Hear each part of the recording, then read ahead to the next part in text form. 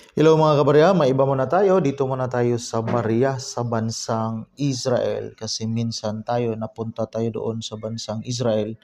So ito yung may souvenir tayo na 1/2 shekel.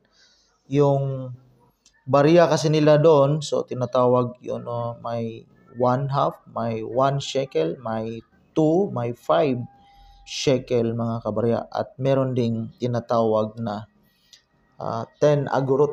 So ito yung barya natin. So ito yung barya na pag-usapan natin. So again, Israel na barya ito. So standard circulation coin. So Hebrew yung kanilang calendar.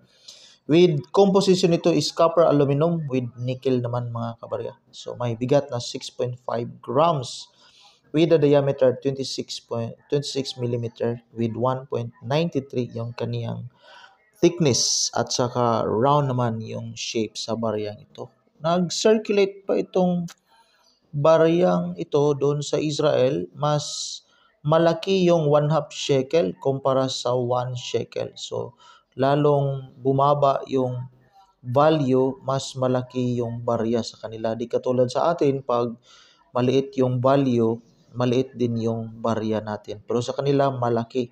Kagaya nitong 1/2 shekel. So, ito yung titingnan natin mga kabarya. Now, ito naman yung kaniyang reverse. So, ito yung reverse niya. May Arabic, may Hebrew, may Latin, tsaka may English din mga kabarya. Now, ito naman yung kaniyang obverse. So, ito yung harp na 12 string. So, with ito naman yung tinatawag na emblem. May menorah na maliit. Now, dito tayo sa value kumpara dito sa atin sa Pilipinas. Try natin tingnan. So, may value tayo dito. So, magkano kaya yung 1 shekel? So, yung 1 shekel, dati 16 pesos yun to peso sa atin. Ngayon, bumaba.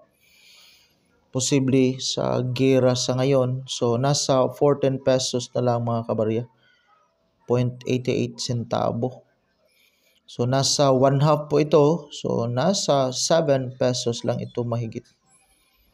Pero doon sa mga money changers, usually wala na pong nagpapalit ng mga coins. Mga bills lang po yung tinatanggap na palitan sa mga money changers.